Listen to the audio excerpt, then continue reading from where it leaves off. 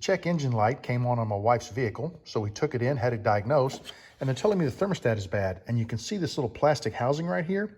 That's where the thermostat is at. You can't just replace the thermostat, you've got to replace the entire housing. That's what we're going to do today.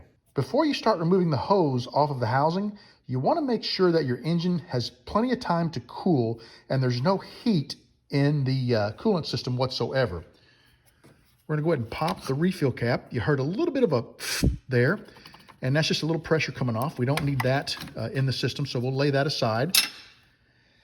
Now you'll notice I've got a wood clamp here. They actually sell a special tool for this. It's just a clamp that crimps the hose.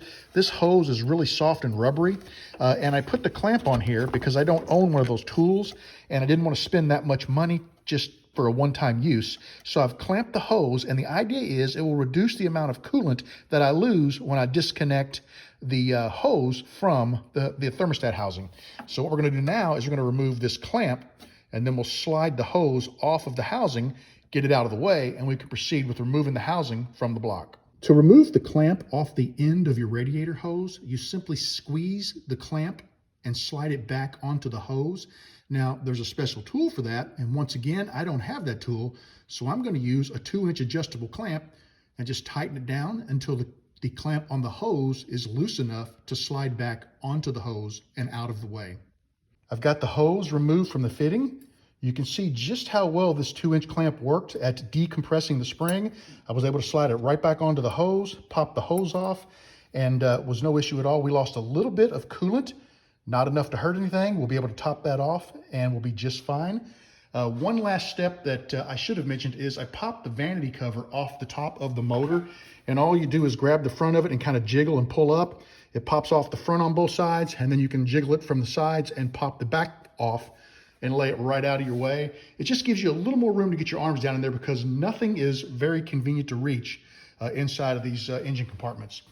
Now we're going to grab a 10mm socket, and we're going to remove the 2 bolts off of the housing. Bolt number 1 is right here on top. Bolt number 2 is just opposite of that on the bottom of the housing. The quickest path to the lower bolt was to put my hand under this hose and come in from the bottom. We're not going to be able to get a lot of leverage here, but we just need a little bit to remove the bolt. All right, it's coming loose quite nicely. I think I can probably do the rest by hand. I'll get that bolt removed, and then we'll take the top one out. I was able to get the lower bolt out. I couldn't turn it by hand initially, so I slipped the socket onto the head of the bolt so I could get a little more leverage. I got it loose enough to where I could twist it with my fingers.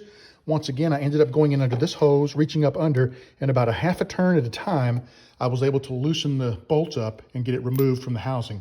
Now we're going to take that top bolt out. With both bolts out of the housing, we can simply pull it right out of the engine and be prepared. You are going to lose some additional coolant from the top end of the motor. Here's a quick look at the thermostat and its housing. You have to replace this as one piece. I believe it was about $22, $23 at the time of making this video. And when I got it diagnosed, it just told me there was a thermostat issue. It didn't tell me whether there was too much pressure in the engine, meaning that this wasn't opening properly and letting the coolant flow, or if there was not enough pressure in the cooling system, meaning that perhaps there was a crack or something in the housing. Now what we're going to do is take the new housing and simply reverse the steps. The last thing I want to do before I install the new housing is I want to wipe off where it's going to attach and make sure there's no debris on there. Make sure it's as dry as you can get it. There will be a rubber gasket on the new housing that will seat against that face, so you just want it as clean as possible. Here's the new thermostat housing, and I noticed something. See the rubber gasket around the housing? This is the one off the old housing. Notice these little rubber nubbins on the inside?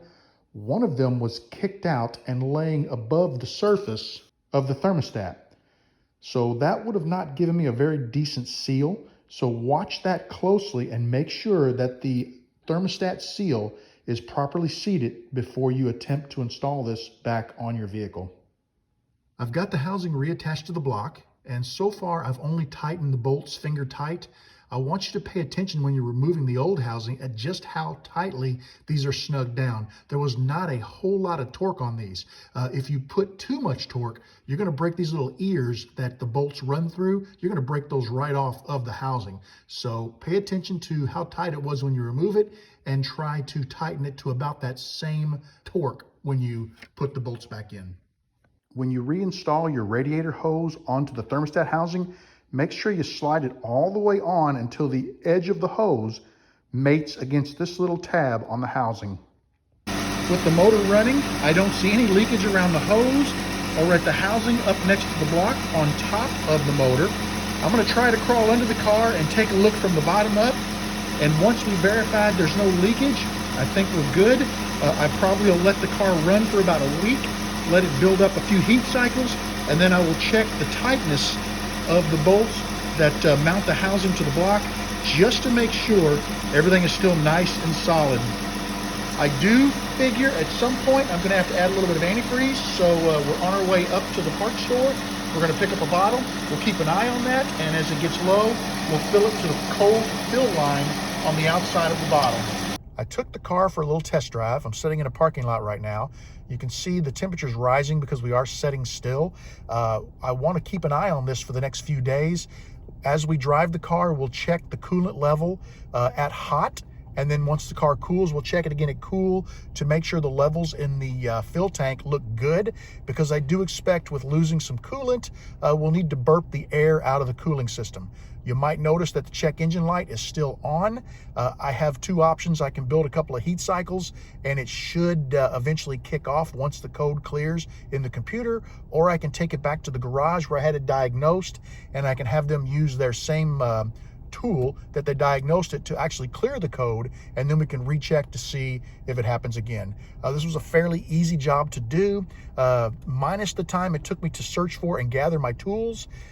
It probably was about a 25 to 30 minute job start to finish.